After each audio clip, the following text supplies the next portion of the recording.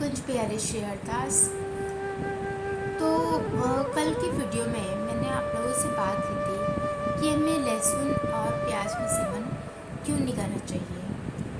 तो इस कड़ी में मैंने आपको बोला था कि इसके लिए मैं अलग से एक वीडियो बनाऊंगी।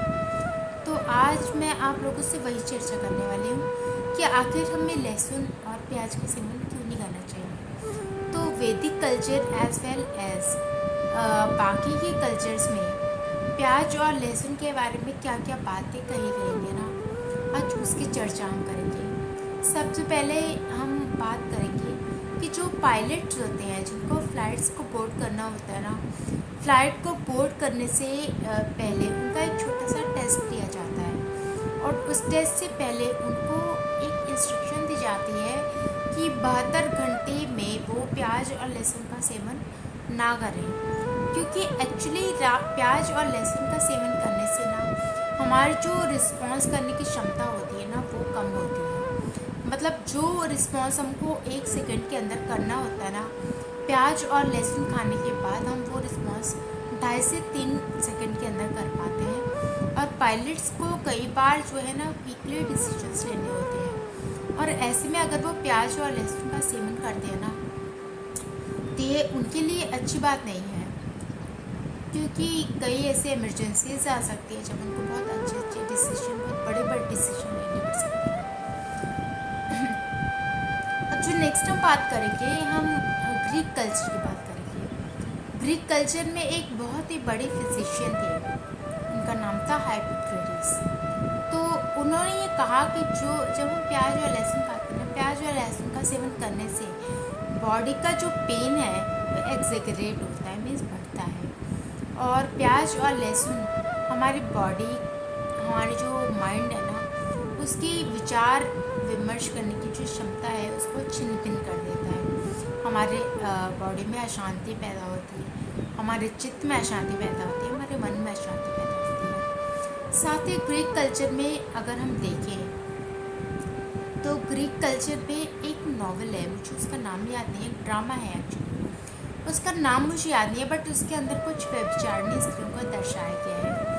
जो मतलब व्यभिचारिणी स्त्रियों की बात की गई है और उनको ये एडवाइस दिया गया है कि जब भी आप बाहर से आएँ और अगर आप ये चाहते हैं कि आपके पति को ये मालूम न चले कि आप बाहर किसी और का संग करके आई हैं, तो आप ना लहसुन प्याज का सेवन कीजिए। उससे आपके पति उस टाइम आपके पास आएंगे नहीं, और जब तक वो स्मेल आपके पास से अलग होगी ना, तब तक आप अपने पति को उलझाने के कोई न कोई बहाने सोचेंगे। तो आप सोचिए कितनी निम्न स्थिति है प्याज और लहसुन की। अब हम बात करें कि रोमन कल्चर के बारे में, तो रोमन कल्चर के अंदर जो लोग प्याज, लहसुन और मशरूम खाते हैं ना, या खाते थे ना, उनको बहुत ही हेय की दृष्टि से देखा जाता था। उनका कोई सम्मान नहीं था, उनको आउटकास्ट कर दिया जाता था, उनको तो वही मान लिया जाता था कि निम्न है। तो रोमन कल्चर में भी प्याज और लहसुन का कोई सम्मान नहीं है। प्लस अब दूसरी बात करें अगर ब्रिटिश कल्चर की, तो ब्रिटिश में एक बहुत ही बड़े नॉवलिस्ट हुए, एक बहुत ही बड़े पोएट हुए, उनको हम सब जानते हैं, विलियम शेक्सपियर जी।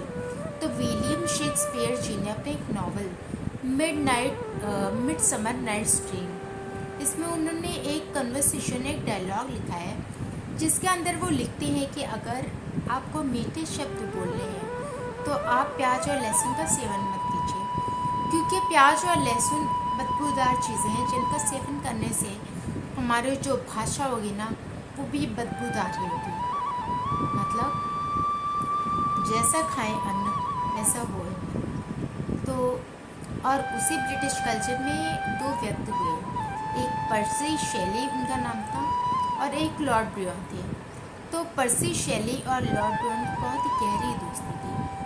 तो पर्सी शेली ने एक बार लॉर्ड ब्रायन को प्याज और लहसुन खाते हुए देख लिया, तो उन्होंने अपनी दोस्ती ख़त्म कर ली।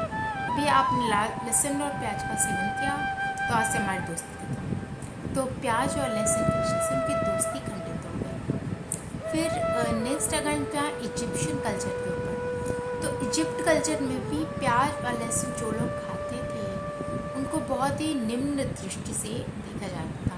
और जो स्पिरिचुअल लोग थे, जो भगवान की भक्ति करते थे, उनको तो भाई प्याज और लहसुन का सेवन अपराध के बराबर था। अब बात करें अगर हम टर्किश कल्चर के बारे में, तो टर्किश कल्चर में ऐसा माना जाता है कि जब शैतान को स्वर्ग से बाहर निकाला गया ना, तो उस टाइम पे उसने अपना लेफ्ट पैर जब आगे रखा तो वहाँ से लहसुन का प्रादुर्भाव हुआ। जब उन्होंने अपना राइट पैर आगे रखा तो वहाँ से प्याज का प्रादुर्भाव हुआ। तो इस तरह से लहसुन और प्याज का प्रादुर्भाव वो जो है शैतान के पैरों से हुआ है, तो इसलिए वो सर्वथा त्याज्य है। फिर अगर हम बुद्धिस्ट कल्चर को देखें तो बुद्धिस्ट कल्चर में कहा गया है कि अगर कोई व्यक्ति अपनी फिजिकल एंड मेंटल प्योरिटी चाहता है तो प्याज और लहसुन का सेवन ना करे, क्योंकि जो प्याज और लहसुन है वो आपकी काम वासना को, लिस्टेड डिज़ायर्स को, इन सबको बढ़ाता है, जिससे आपका मन अशांत रहता है, आपका फ्रस्ट्रेशन लेवल बढ़ता है और आपका चित्त जो है वो अशुद्ध होता है। तो अगर आपको आपको अपने आप को शुद्ध रखना है तो प्याज और लहसुन का त्याग करना चाहिए। इसके साथ ही एक मार्च 1996 में वॉशिंगटन डीसी के अंदर एक न्यूज़पेपर रिलीज़ हुआ। उसमें डॉक्टर्स ने ये लिखा था कि प्याज और लहसुन का रिसर्च करके उन्होंने लिखा था कि जो लोग प्याज और लहसुन खाते हैं ना, उनका ग्रेजुअली माइंड का एक हिस्सा क्लिनिकली डेड हो जाता है। कि मतलब वो कोई मतलब उनका जो डिसीजन मेकिंग पावर है वो कम होती है, उनका रिस्पॉन्स टाइम कम होता है, उनके चित्त में शांति रहती है, प्लस उनको एक डिसऑर्डर होता है जिसे कहते हैं अटेंशन डिफिशिएंसी डिसऑर्डर, जिसमें उनका ध्यान किसी काम में लगता नहीं है। और जो लोग प्याज नहीं खाते उनका जो अटेंशन स्पैन होता है ना वो ज़्यादा होता है। तो ये सब चीज़ें भी उसने प्याज के बारे में कही गई हैं। और प्याज के बारे में एक और चीज़ बोली है कि अगर प्याज को मान लो किसी खुली जगह पे रख दिया जाए तो बहुत सारे वायरस बैक्टीरिया ना उसमें चिपक जाते हैं।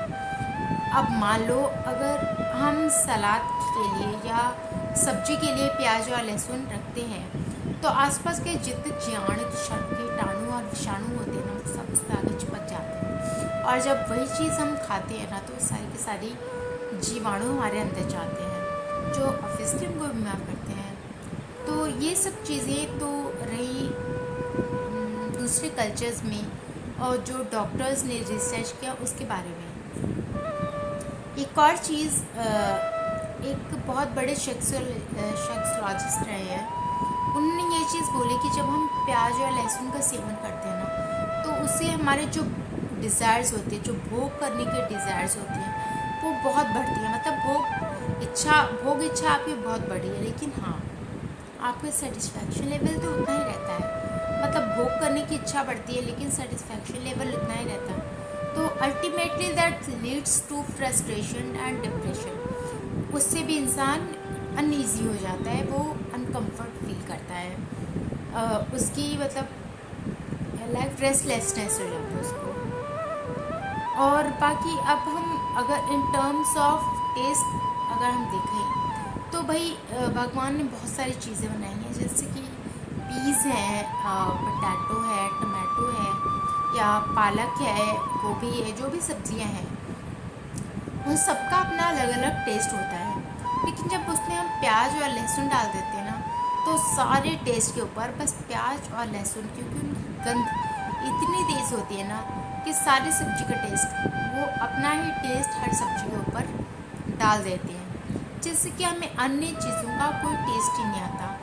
तो इन टर्म्स ऑफ टेस्ट पे अगर हम देखें तो अगर हम लहसुन प्याज खाते हैं तो केवल उसी का टेस्ट हमको मिलता है, बाकी चीज़ों का हमको टेस्ट नहीं मिलता।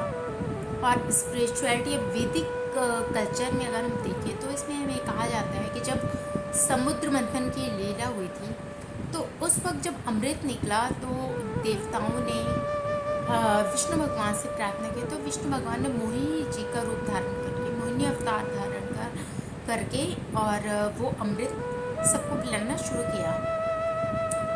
तो उसमें जो दैत्य थे उन्होंने जब देखा कि भाई ये तो देवताओं को पिला रहे, तो उनमें एक दैत्य ऐसा था, वो रूप बदल के और देवताओं के बीच में आकर बैठ गया।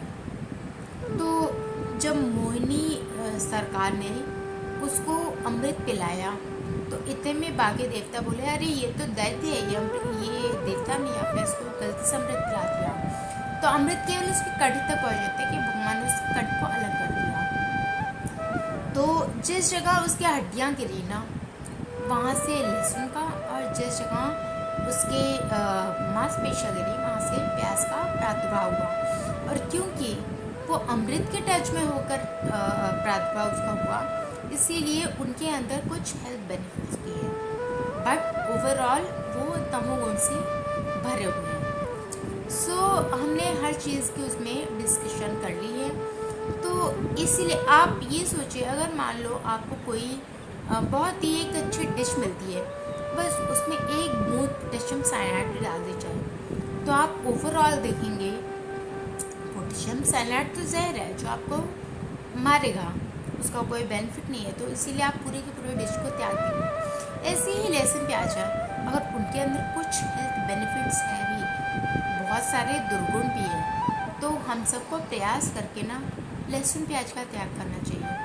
और एक साधक को तो करना ही चाहिए, क्योंकि जब भजन करने के लिए हमें विकारों से अपने आप को दूर रखना, हमें दुर्गुणों से दूर रखना है। और अगर हम प्याज और लहसुन का सेवन करते हैं, जैसे मैंने कल भी कहा था, हमारे अंदर वो गर्मी को बढ़ाता है, जिससे हमारे अंदर लस्ट डिज़ायर्स और हमारे अंदर बाकी के दुर्गुण आते हैं जो हमें नाम जप में बाधक हैं। तो इसीलिए हम सबको प्रयास करके लहसुन प्याज का त्याग करना चाहिए। सो यही सब चीज़ें हैं जो लहसुन प्याज के बारे में मैं आप सब लोगों से बताना चाहूँगी। तो आप लोग, ये सारा वेल रिसर्च डेटा है, तो आप सब इसके बारे में पढ़ सकते हैं, जान सकते हैं। बस यही सब चीज़ें। सो कुंज भी शेयर